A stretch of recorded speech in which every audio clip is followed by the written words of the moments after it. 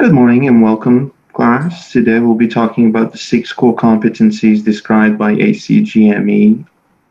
We'll start with two of them that are closely linked, system-based healthcare and patient care implications.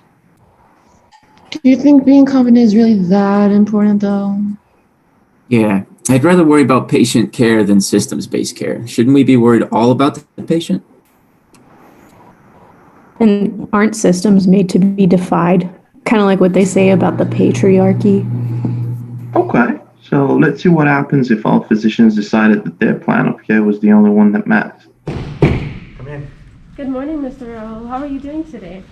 Today's been okay. I'm feeling a little better after taking the medications, but besides that, I've been a little in and out of it lately. Yeah, it looks like they have you on a lot of different types of medications. Did they explain to you what each medication was for? No, they didn't. The nurse came in earlier and told me that the doctor wants me to take all of these medications, Really? and then that was it. Wow, okay. Well, I'm going to go ahead and speak to your doctor, and we'll see what we can do about it. Does that sound fine to you? That's fine. Thank you. All right, cool. So yeah, anyway, so Mr. what's his name, Mr. Dumb Complainer, whatever, doesn't matter. I was thinking we just put him down the hallway. Maybe we can put him on Bactrim twice daily for the infection, maybe a few other things just for the fun of it. Actually, I noticed that he's on a lot of different medications. Oh, And some new research you? has come out and shown that some of it can affect his blood pressure medication and interact really badly. I just recently talked with the patient now, and he voiced out to me that he's not feeling too well. And well, I'm just kind of concerned that there might be some toxic. Oh, buildup. sweetie, I know you're concerned, but hold on.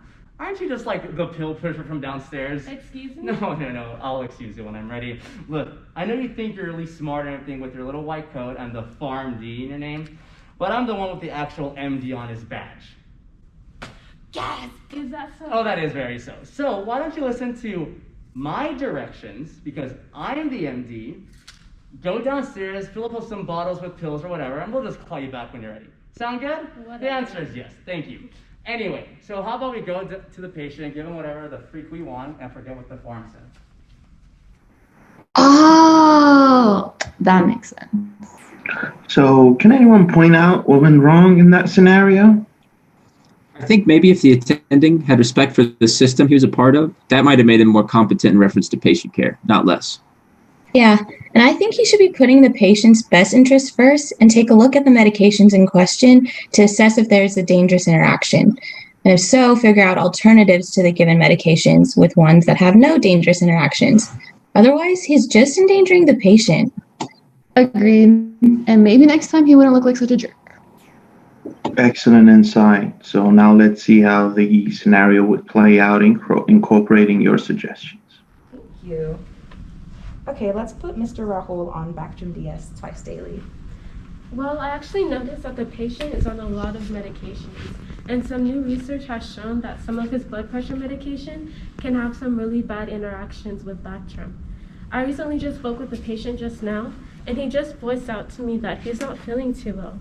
And well, I'm actually concerned that there might be some toxic effects building up, and that could potentially ruin his liver and kidney. You know what? You make some really good points, and you're right. Team, instead, why don't we put Mr. Rahul on doxycycline instead of Bactrim DS and redo his labs? Also, I'm going to go in and give the patient a new physical exam, and then I'm going to call Pharm and see what we can do to help the situation. Does that sound good? Yes, it does. Thank you. No, thank you for feeling comfortable enough to bring this up to me. Yeah, no problem.